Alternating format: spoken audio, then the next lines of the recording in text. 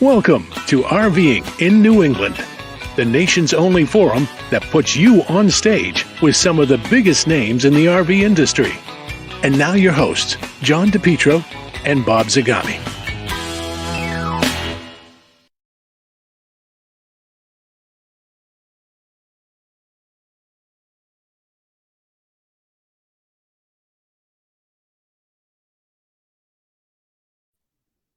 Well, hello, everyone, and welcome to RVing in New England. And it can only mean one thing. It's Wednesday night. At least it's Wednesday night for the live audience. And for those of you that watch it on delay, it could be at any time. My name's John DePietro. He's Bob Zagami. And you can tell that we're located in separate locations because I've got long sleeves. Zagami's got short sleeves. He's in Florida. I'm in New England. Tell us where you're at, everyone. And Walter is experiencing climate change issues because he was in Florida yesterday. He's back today. Kevin is out. We believe, Kevin, you must be out in Elkhart or somewhere in that vicinity. Zagami, say hello to our audience. Yeah. Hey, great to have all you guys. Hey, Kevin, let Jeff know I just put his coffee mugs in the mail to him yesterday. We had run out, so I had to get a new supply, but I sent him several. So I think you've already got your nerve to mug. So, but if you haven't, you can steal one of his. But Wait. You go to the president's office and steal say, one from the president. Are those the mugs Zagami sent you? And he says yes, and then you take them over to your office. Oh my goodness! Isn't that how it works? Bob, we're trying to get in good with Jeff.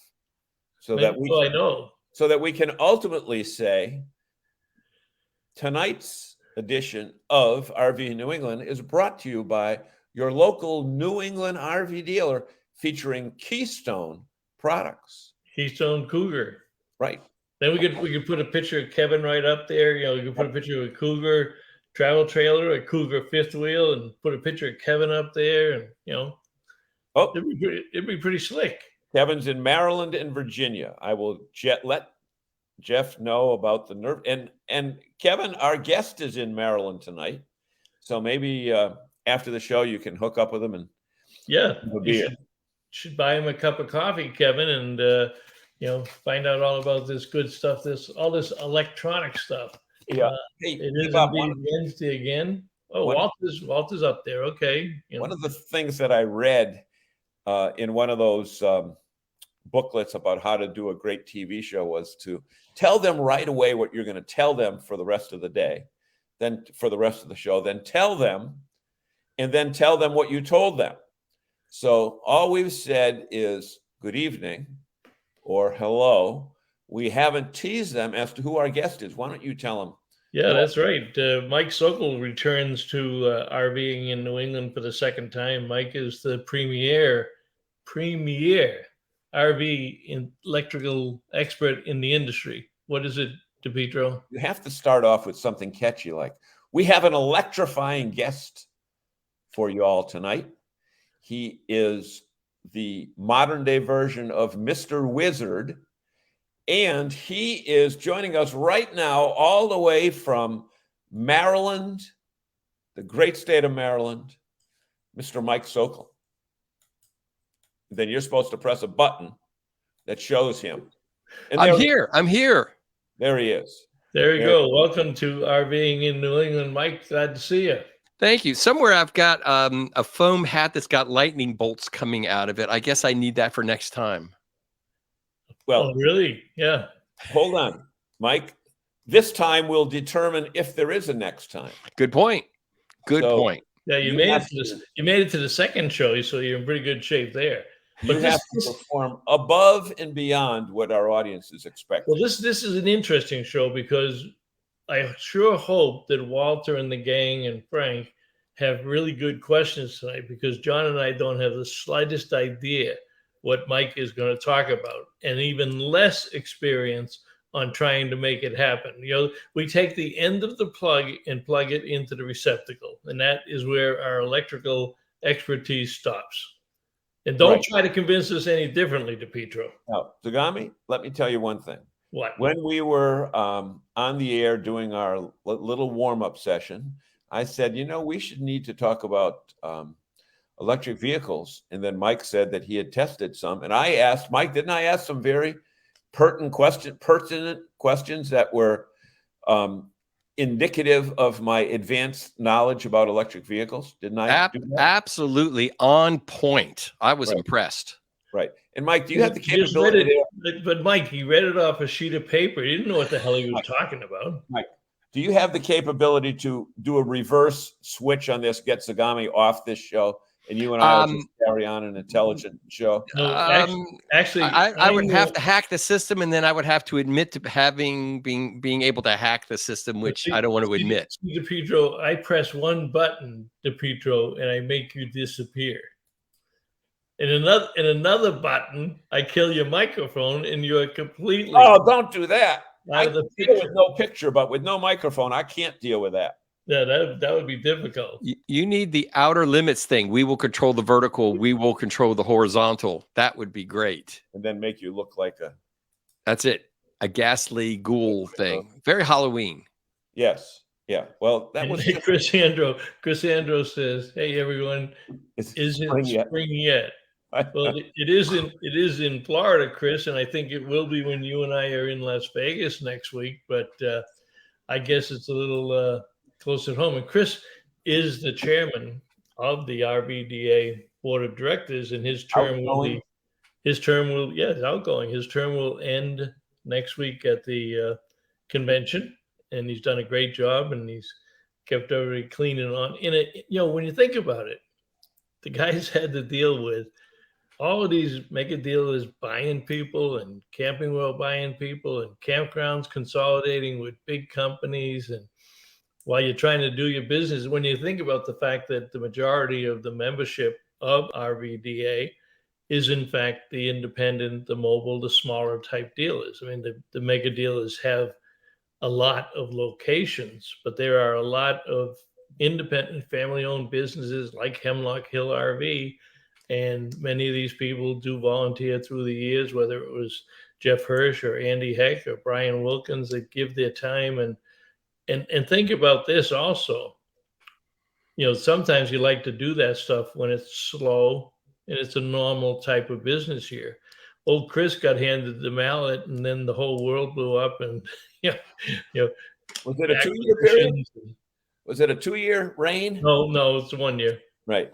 So, Chris, in a matter of minutes, next week in Las Vegas, you're going to go from who's who to who's through, and they're going to take you out of the penthouse suite at the Bellagio and send you to Motel 6 in downtown seedy Las Vegas.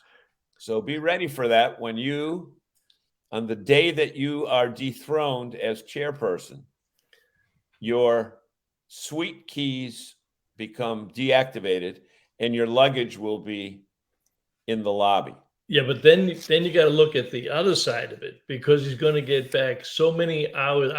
I'd venture to say he probably does at least 40 hours running the dealership, because he is the owner and general manager, but he gets that time back. So we would expect sales to double next year, because he'll be able to give all of his time to the dealership. So the plus side is he makes more money next year. Yeah, but I've heard that Michelle and his bro don't necessarily want him back. Well, I don't know. We'll leave that up to them to determine. Yeah, well, that could be a family coup. So, Mike, with all this talent that we have in the audience, excluding DePietro and me, what's the single most thing that you find when you present your seminars at consumer shows, when you talk to dealers, when you do training for the dealers and the technicians? What do you see as the biggest problem for consumers trying to understand the systems that are in their rigs now?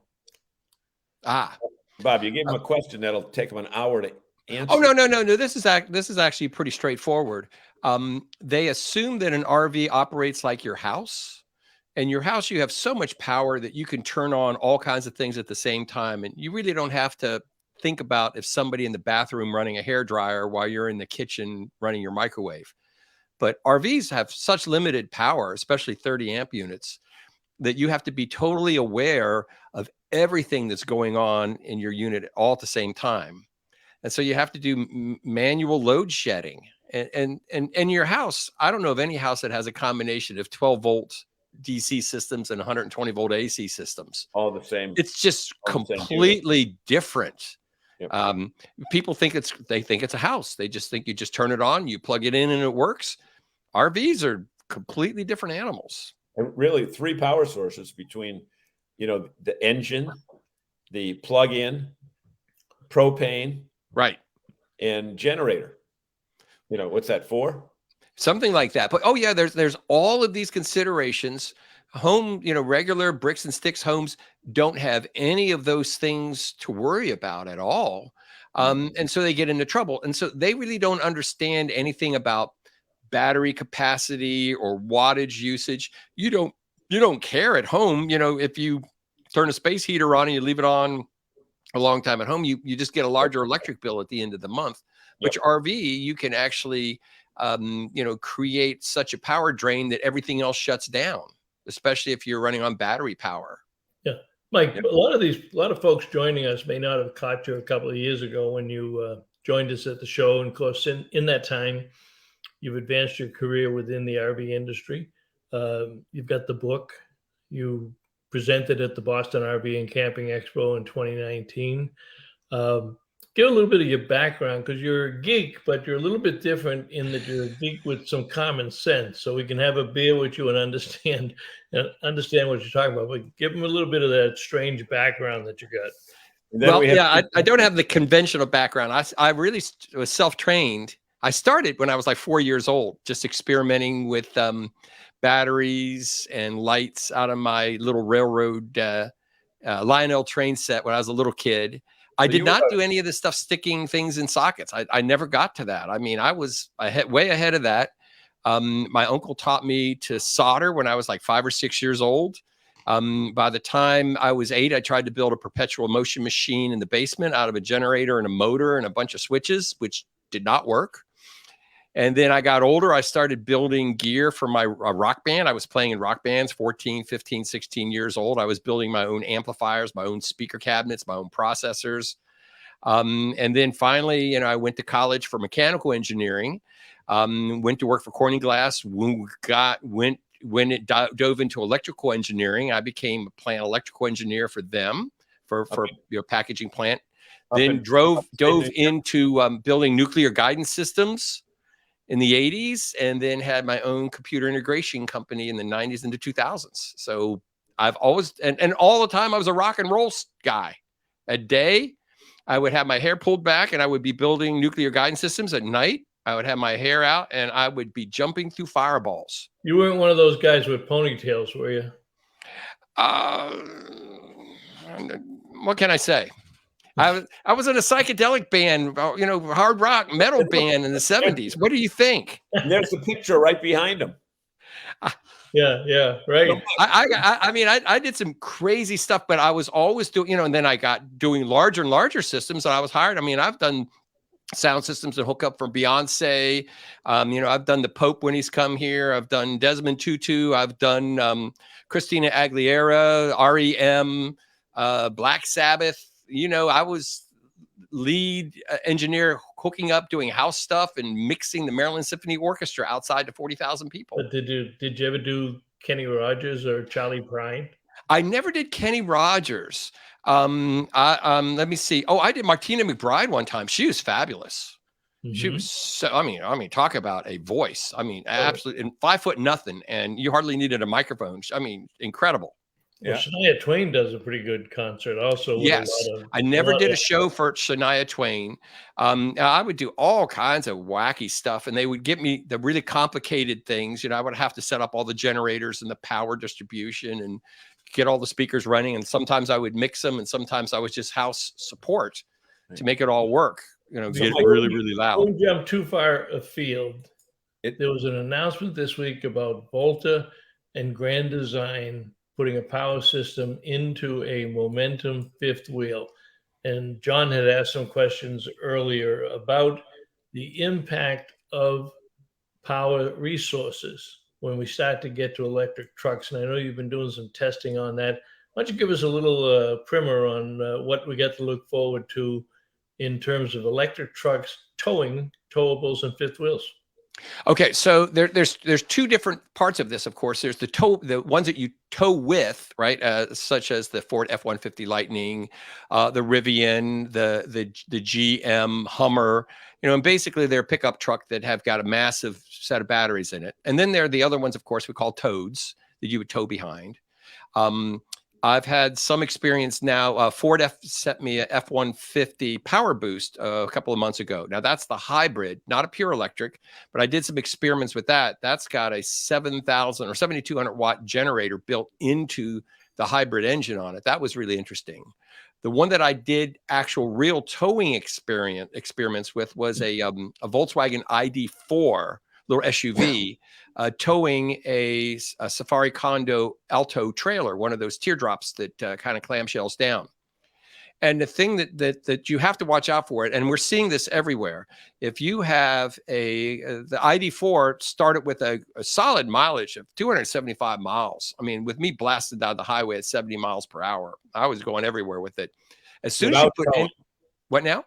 Without towing. Without towing anything. But now when you put a vehicle behind it, even something, a small teardrop, at any reasonable speed, 65, 60 miles an hour, you are now down to about 50% of your range goes away. You are down in the 125 mile range. When I was trying to maintain 65 to 70 miles an hour, I was hardly 100-mile range.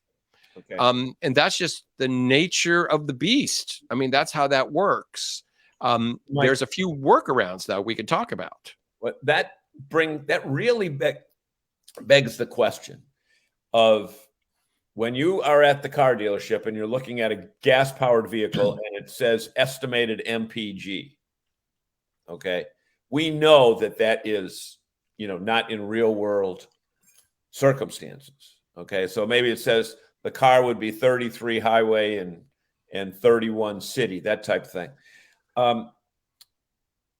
But let's go to the electric, and what I've done a little bit of research because my nephew just got one, and they sell three factors. They say the range, the 0 to 60 top speed, and one other thing. Okay. Now the recharging time, probably. That's what it was. Yeah, right. From getting it back up to 80%. My question is this. You've got a regular, either a hybrid or a plug-in. So you got a plug-in, battery only, and you're driving on the main turnpike, and at the rest areas, they have public charging stations. You just pull your vehicle up. You either nose it in or back it in, depending upon where the plug-in is on the vehicle, and you either run into the restroom or the snack bar there, and you come back out, and 20 minutes later, and you got another 100 miles worth of power. Okay, easily done. You unhook, get in your vehicle, and drive away. Now, all of a sudden, add 20 feet of recreational vehicle to that. How do you back in? How do you nose in? How does that road not? Is the road not blocked? I have spoken extensively to Electrify America, who are putting these in at all of the super Walmarts around the country and a couple of the other ones. And they said, "Oh, is that a thing?" And I said, "It is a thing. It's a massive thing. It could be a bad thing. It's a bad thing." And I've also talked to the guys at KOA about that, and they said they're looking at that now as a future possibility because they're talking about putting charging stations at the drive-in spots at the entrance of KOAs. And so the discussion was the worst place. Make sure you put enough room. The worst place to put them. But the thing is, you need to have a spot where you can get electric. If you want to have superchargers, okay, and superchargers are those massive ones that can charge you up in like 40 minutes. You really can't distribute that power throughout the whole campground. You've got to have a spot where you bring it all in. Basically, you bring in your own service. If you're willing to do level 2 charging, which could be overnight charging, 8 or 10 hours, then you can use a conventional 50 amp outlet on a pedestal to do that. But there's still a few issues out there. So You're only getting it's about not 4 simple. miles an hour. What now? We're only getting about, from what I've read, you're only getting about 4 miles an hour. So, And that's right. But so what? So the key here Yeah. is if you could plug it in overnight, everybody's interested in fast charging, but fast charging, that supercharging station right there will cost you more than your car. That's probably $100,000 for each little charging station. right. Whereas you can go get a level 2 charger. In fact, I've got one sitting right behind me here that you can get for $300, and you can plug it into a 50 amp service. You can Yep. do a 40 amp charge. That will in fact completely, it'll do like 9,600 kilowatts, or excuse me, 9,600 watts, 9.6 kilowatts. So if you have a 100 amp hour battery, you could bring that thing up, or excuse me, 100 kilowatt hour battery. You can in fact bring that thing up to full juice in 8 or 10 hours overnight. All right, Mike. Right. All right, Mike. I'm stupid on this stuff. You said though you had a device and you could plug it into a 50 amp service. So if somebody had a truck and was plugging it into the 50 amp service at the campground, and they pull off, let's say they pull in a big fifth wheel, they pull off and they turn the generator on for the fifth wheel, but then they plug this device in, they would be able to charge their tow vehicle? Here's what it looks like. I've got one right here. So the one side, see, show and tell, guys. Show and tell. Right? Show and tell. I remember that. Right. So that's right. So let me Show get and this don't baby tell. opened up here. So the one side of this looks like Mike, a conventional. Do you know that at show and tell in the 5th grade, DePietro took in a can of Chef Boyardee and showed them how to open the can and put it in the microwave oven to cook his lunch? There you Yeah. go. Yeah, you put the can in the microwave oven. I think they think that's a good idea. Right. Get the hell out of there. So in any event, so this is what it looks like. So the one side, you have a control module here that's weatherproof. You have a plug that you can plug into your 50 amp pedestal, and then this is the other side that would actually plug into your electric vehicle for charging. Right. Wow. And this will do like 40 amps at 240 volts, just shy of 10,000 watts. And how much does something like that cost? A couple $100. $250, $300. So anybody that camps and has an RV is going to buy one of those to make sure they have it with them. You would. But the campgrounds have got to figure out how to charge for this, because you can use up, $10 or more worth of their electricity overnight. Right. That's Charging this up. That the So campgrounds. how does the industry address that? I don't know. I know legally a campground cannot do a markup on meters. I think we're getting rapidly to the point where campgrounds are going to have to really consider metering power. But nobody wants to hear that. But somebody's got to pay for this. I mean, you just do. So it again, if you just had a few of these pull in, you'd be okay. But once you start getting 10, 20, 50% of your pedestals taken up with EV charging, you could be in trouble. Now, one of the other aspects of this is the towed vehicles.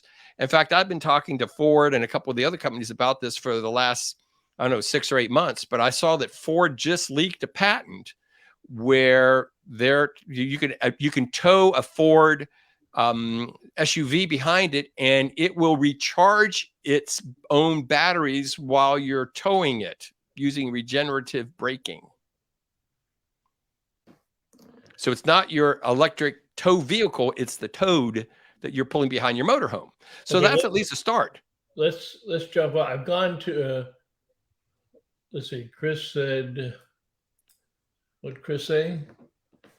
They didn't have a microwave when DePietro was in 5th When he grade. was in the That's 5th true. grade. That's very true, Chris. That was very perceptive of you. Hey Bob, if we're gonna pause for audience questions, why don't we go all the way up, because Walter had one way in the beginning. All right, let's go up to the top and see how many we can work through here.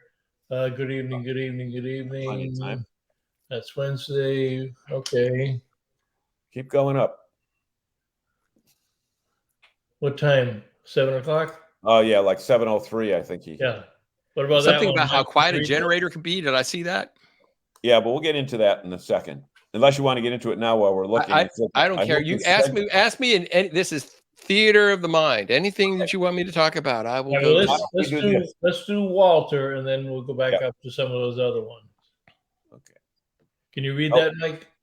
I have fluke meters, but don't recommend them for most people due to the sticker shock. Do you have recommendation for quality meter that the average RVer could carry?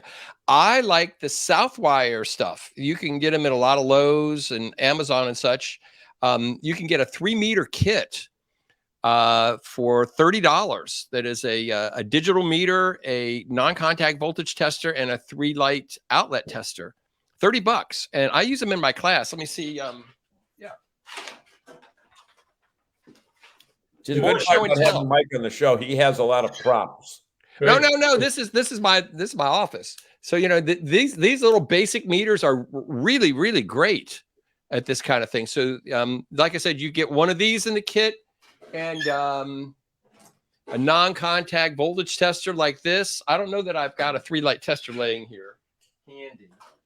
Okay, maybe not, but I think that's really the best. I have fluke meters that cost upwards of $1,000 a piece. But remember, I'm a professional and I've been doing this forever. What do they do, Mike? What does a fluke meter do? What does it measure? Well, it's more accurate out to way more decimal places. And it's factory count. So that means I don't just say that it's 100.0. John and I have trouble getting past two decimal points. I've got stuff that goes out 6 decimal places. Okay. Remember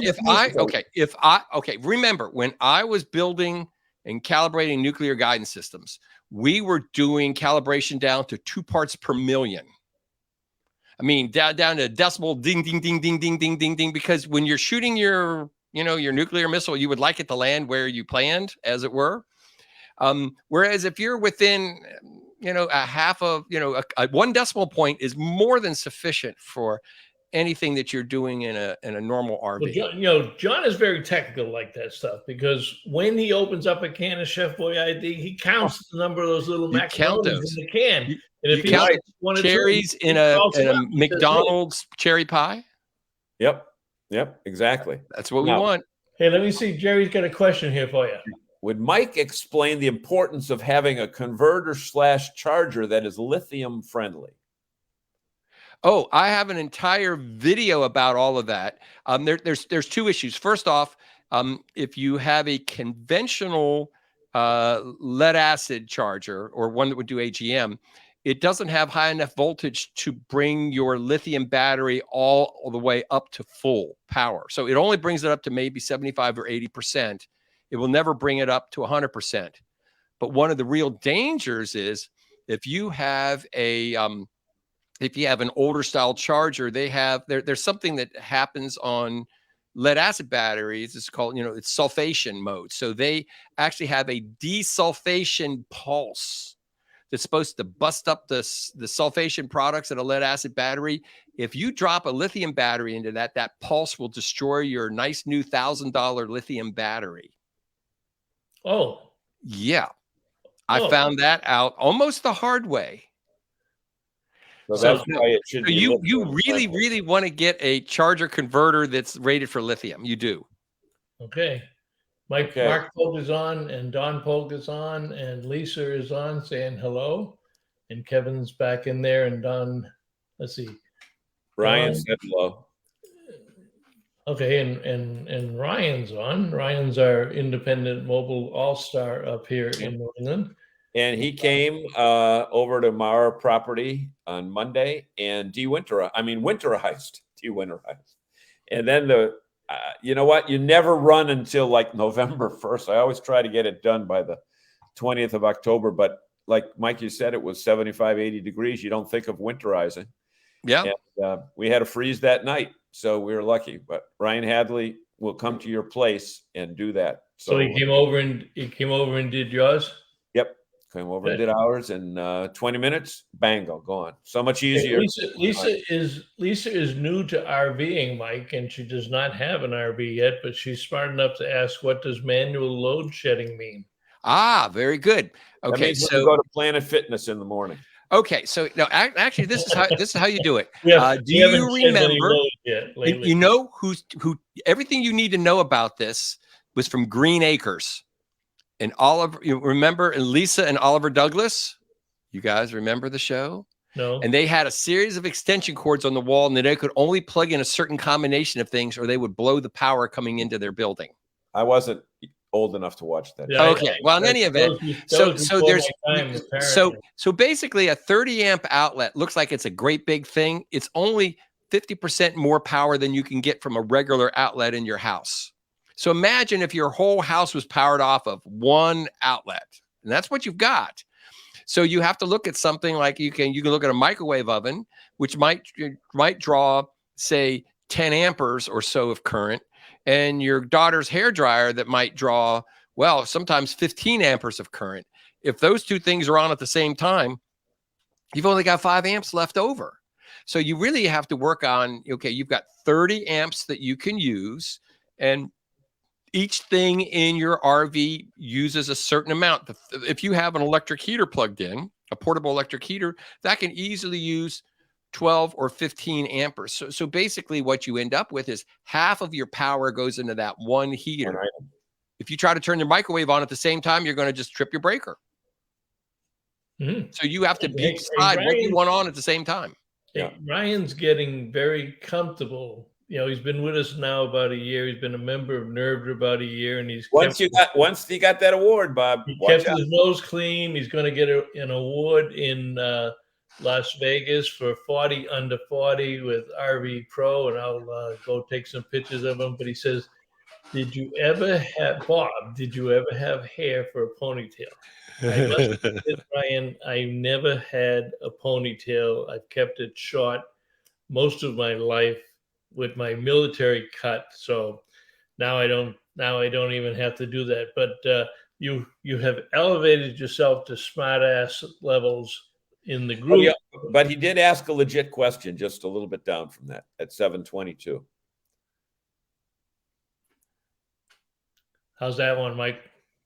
So towing a 10K trailer will give you 40 miles? That's not going to work for people. Okay, so now remember, I was on a small SUV.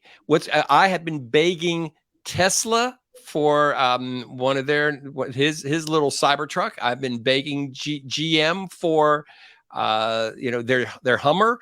Those should do much better. They should. And Ford they've all promised me one. Ford has promised me a Lightning, but a little bit of the marketing for these EV trucks has been vaporware, because none of these are going to show up anytime before 2022, maybe second quarter, even for in the media pool for somebody to test. So I don't know what the numbers are going to be, but I would expect you could throw away. You may be able to tow a 10K trailer and throw away half the mileage. So if you started with something that had 400 miles worth of range on it, like the Hummer's supposed to have, you might be 200 miles. Who knows? I don't know yet. Yeah. And if you start with 200, without 200, you're down to 100, but remember, if you have, think about what happens. You tow a fifth wheel, anything, that's got that much wind resistance behind any vehicle, even a gasoline or a diesel, basically, especially gasoline, you're going to lose half of your fuel mileage. Just goes away. Instead of 20 odd miles per gallon, you might be down to 10. Yep. Well, just Ryan, so that you know, Jerry is the president of the Smart Ass Club. So that is quite a compliment that he has welcomed you into the club now. Welcome to the club. Geez, Walter's real quiet tonight. If things work out right, we should have a Cougar fifth wheel in Boston that will be powered by solar and lithium batteries. Man, as soon as you find out that that's true, that's worthy of one of our sneak peeks, Chris. So definitely let us. That would be fantastic. And remember that a RV that power its own internals off of solar panel and lithium is a whole lot different than a tow vehicle that's all electric that can pull it. We're nowhere near that where that needs to be yet. But we're getting there. Explain what you were talking about earlier, though, when we talked about the regenerative. We talked about the combination here at Volta. You thought that what they're probably doing here is powering the fifth wheel, in that case, a toy hauler, with the Volta system. And the one that I had seen, the Volta, was not about traction motors. It was just all for the internal workings of it. But Heimer in Germany actually took a just a standard, probably 20-foot trailer, put a 75 kilowatt hour battery and traction motors in the wheels. And it was able to, and they hooked it up on the back of like an Audi electric e-tron or whatever the heck it is, drove around the Swiss Alps, and it still had a 250-mile range. Wow. By itself, the car had 250-mile range, but the trailer had a 250-mile range because the trailer had another set of batteries in it and its own motor generators. So that's I think going to be in the near future is what's happening with that. But the thing right now is you think about a towed, an electric vehicle is perfect for a towed because you don't have to worry about changing oil. You don't have to worry about sticking gasoline in it. And most of them are drive-by-wire. You may be able to get away with controlling the brakes and everything off of them, and also use them for regenerative braking, like an exhaust brake. When you're going down a hill with your big motorhome, your towed behind you can actually be regenerating its own power and helping slow down your main vehicle. How about Doug's question here? Doug is out in Elkhart, Indiana. Okay, so with all new electric vehicles, how long do you think it will be before a big Class A electric motorhome will be out? Okay, so I actually have a little inside information on this. That's why we brought you on the show. That's why you brought me on. So a couple, maybe 3 years ago, and I'm a sound guy, so I was doing a town hall meeting for Mack Truck Volvo, and that's the engine production, the engine plant that all Volvo trucks come out of, and it's 10 miles from my house, just straight up 81. And they were having this townhouse meeting with their 1,000 employees talking about the future of vehicles, and diesel engines. And somebody had posed the question to the president of Volvo. And they said, are we still going to be building diesel engines? And, are we going to have jobs? And the guy said, look, he said, last year we had exactly one engineer in the whole world on Volvo working on the idea of an electric semi-truck. This year we hired 250 engineers to work on the electric semi-truck. Oh. And they said, why is that? And he said, 2 words, Elon Musk. So now, remember, a Class A is just a trickle down technology from bigger trucks, right? Mm-hmm. So you can start seeing that once they have figured out how to do this for a semi truck, which these guys are working on this furiously. Oh yeah. That same thing will trickle down to Class A's. Class A is a very, very hard thing to do right now with electric. But, I am working on some fuel cell things. I mean, I have NDAs all over the place now that people will let me play with stuff because they know I'm interested. And, I'll cross-pollinate between the different industries. Yeah, so, it ain't there yet. But I have no idea what Ryan's talking about here, but this time he's not being a smart ass. I think he's actually asking an intelligent question. Yeah, he fixed it. So the trailer helps in the tiring process. I don't know what he means by that. In the towing process, yes. The trailer helps in the towing process. In that case, they had set it up so that it would always keep about 100 pounds tension on the hitch. So it actually would push itself along when you're driving. So it helps with the towing process. And then whenever you would decelerate with your SUV or whatever you're pulling it with, it would actually regenerate back into its own batteries. Because remember, a motor and a generator are the same thing. If you put voltage into it or current into it, it's a motor. If you spin it and put a resistance on it or a battery on it, it's a generator. So yeah, think about this. Every time you go down a big hill and you would normally throw away that energy in brakes or an exhaust brake, if you could recapture that back into your batteries, there you go. Okay. Lisa's got a quick question here. What about Class C's? Well, it's not the Class C's. Boy, man, you guys are just working down the line here. I don't know. I do know this. I actually did a study and did a seminar for Lawrence Livermore National Labs on this very topic just last month.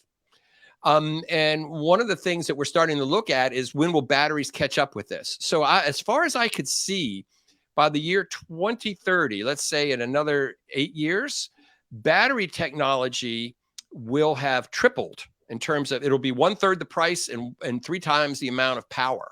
In the same way that computers, remember we would do the Moore's law where it would like double every 18 months. It's not quite so fast with batteries, but man, there are a lot of smart people working on this battery issue. The motor stuff is fantastic. That little ID4, man, that thing was like a little rocket. I would step on the throttle. I hate to call it the gas, and I would almost run over everybody in front of me. Yeah, Walter's got an interesting question. Not a question, but he says Class Bs will likely be the first electrics. Well, Class Bs outside of the drivetrain have all pretty much gone to lithium batteries, right? And the power cells. But in terms of the drivetrain, do you see either Mercedes, Ram? Teacher. Jesus, you're being like the Petro for crazy. Go ahead. Okay, so there is, in fact, the E-Transit is the new one from Ford. It looks like it could be converted into a Class B, and it is electric traction motors in it. Now, it has a somewhat limited range. They say 100 to 150 miles, which is not enough. But if they beef the batteries up on it, if you had a Class B with a 300-mile range, what do you think? That's pretty good, right? Yeah, because they tend to use them for extended weekends. They want to get somewhere and do something when they get there. So whether they're hiking or fishing, because the majority of those are bought by millennials and Gen Z. So yeah, it's not like they're not going to run home to San Francisco to see grandma. Now, one of the things that I've been promised by Volkswagen is their ID Buzz. And it looks like a Volkswagen microbus. Yeah. But it's all electric, 300-mile range, 4-wheel drive. They've promised me one as soon as it comes out. I want to drive it from Maryland to California. But I heard they weren't even going to bring it out in the States for at least a couple of years. But nope, supposed to be here 2022 sometime. Really? I think that would be an incredible bestseller. If they bring all us old guys, especially you with your hippie back. Yeah, you with your hippie background. And you have a marijuana speakers in the back of your Volkswagen van. Yeah, you'd have a field day with that. All the smoke gets in your eyes, baby. Well, think about that. If they would have the little pop top on that. And this is where if they go that far, they will, because everybody's putting, even Winnebago put a raised top on the Oh no, I think that that's one of the things that you need to do for electric is you have to it's not the weight, it's the wind. You need to make things more slippery and have a smaller cross-sectional area. Well, don't forget, Winnebago Specialty Vehicles is building specialized Class A motorhomes that are all electric. They've been doing it for veterinarian labs and what have you. But here again, you've got a commercial application where you're probably only driving it 25 miles across town. Right. But there's 3 different models, and they will, in fact, have a Class C model sometime. Well, they said next year, but I think they may be talking about 2023. Tim Waterhouse, Tim says, if solar gets better, it might be able to get a few more miles. Is that true? I just did some calculations on that. You would have to have basically an acre worth of solar panels to be able to charge up your Class A in any reasonable amount of time. I mean, literally an acre worth. I just did a calculation. If you wanted to, okay, so here's the numbers I just did yesterday for my RV Electricity Facebook group. And they said, okay, what about making up mileage? And I said, okay, if I had an electric SUV that would get 30 miles, basically 3 miles per kilowatt hour, and I wanted to be able to drive 30 miles per day, just drive around town. This is my wife's car. This is what she would do. To get that would require somewhere around 9 or 10 kilowatts of energy that I would have to make up every night. And I calculated that as needing 600 square feet of solar panels to do. So 600 square feet of solar panels on the roof of your house would allow you to gain about 30 miles per day which is not bad if you think about it. It's a couple hundred miles per week. That's all my wife puts on her car. But 600 square feet, that's 20 by 30 square feet, 20 feet by 30 feet of solar panels just to gain 30 miles. Backyard. What now? In your backyard. Yeah. Yeah. So solar panels are not the solution for that. But hey, all right, before we jump too far, and Chris is right, with the shortages of chips and what have you, they're not going to hurry to get the vehicles that we need in the RV industry. But I want to show some folks, because I want your input, because we are definitely going to bring Mike back some way, somehow. But Mike knows a little bit about this stuff. And I just want to show you some of the audiences that he talks to when he is on the road. So let me kill that comment there. And then let me go back here, and that's his setup when he's teaching in the classroom. Not unfamiliar to what he had at the Boston that was in Hershey in 2029. That was a Hershey show. That's a Hershey show, right? Hershey, yep, another audience group. And this one is interesting because look at the top right-hand side. Explain your configuration there, Mike. So I have a overhead camera over top of my desk, and then on the screen there, my projector screen, you can actually see what I'm doing. So if I right there, I have a 240 volt pedestal sitting right on my desk with a variable transformer on it. So and then I can meter it. So I can basically show people as I discuss this, I'm showing them how to use a meter or test for bad grounds or reverse polarities or whatever else. So these are one of a kind demonstration gear that doesn't exist anywhere in the world. I have to figure out how to build these myself, just to be able to show people the concepts of electric power and how you measure it and what to expect. When that happens and you get stuck, do you call John for the answers? I do. I have him on speed dial. Oh, good. And then Mike was a featured speaker, and Mike had, in his early days, was working or had been kind of discovered by Gary Bunzer, our good friend who passed away in February of 2019 from 2020, rather, with COVID. But Mike has also taught at the Hershey RV show, and those are the types of things. So my question for you folks is, we want to bring Mike back in January. What are the types of things that you would like? You only get the guy for like 45 minutes with questions and answers, but what are the types of world's things? Longest research questions are gone. Excuse me? We're going to run out of time. All right, I'll shut up. He won't shut up.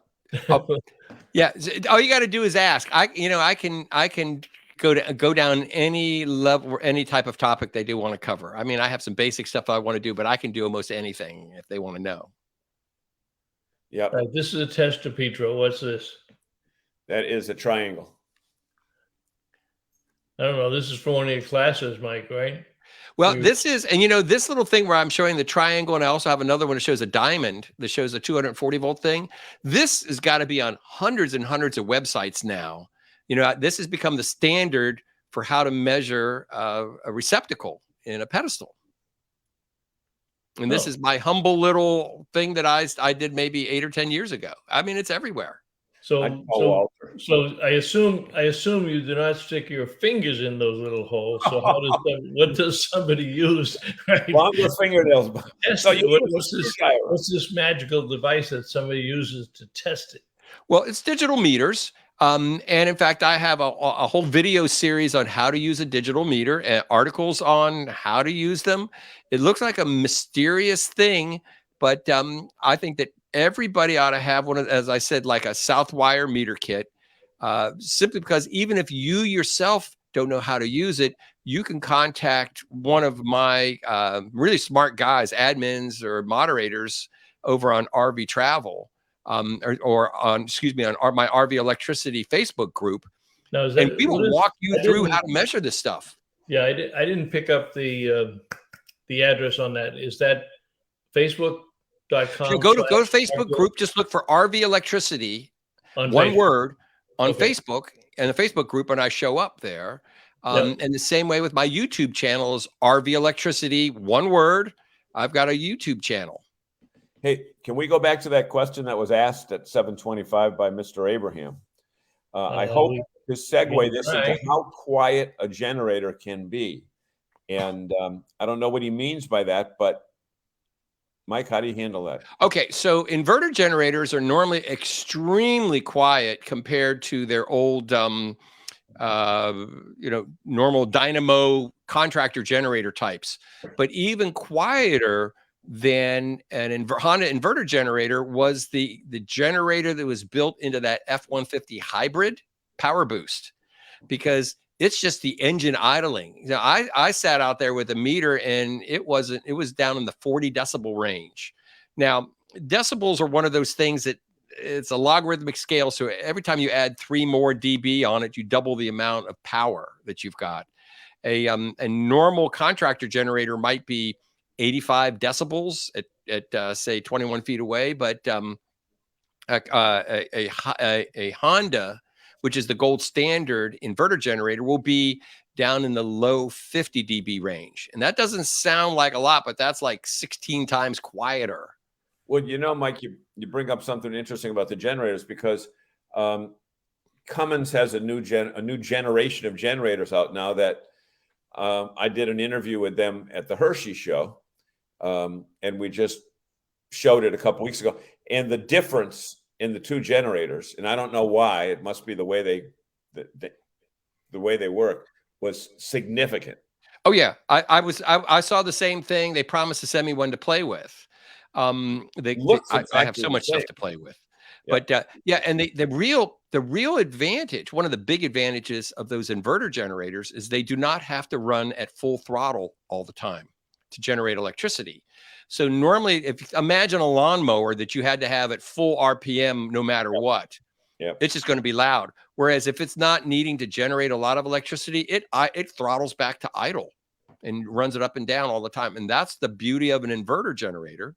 Plus, most of them have much better mufflers and soundproofing around them.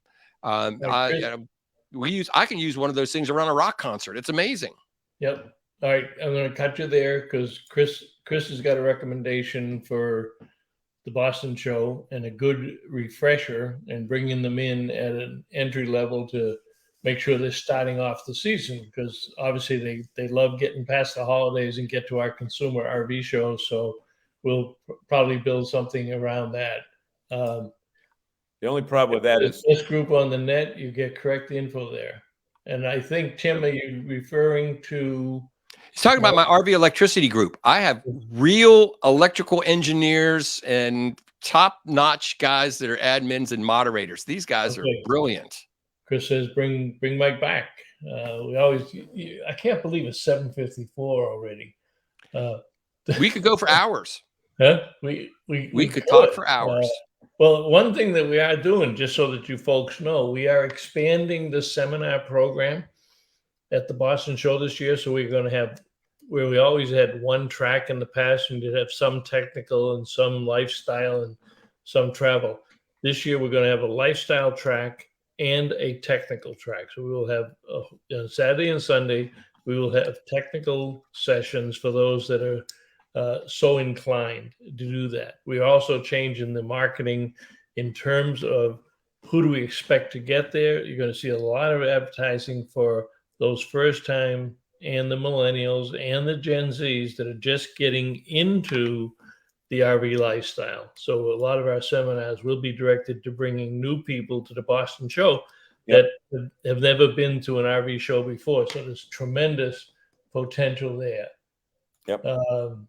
Jerry says, don't forget the quiet generators. That's what John had just talked about. Solar. Lisa says, where can we find you, Mike? We can...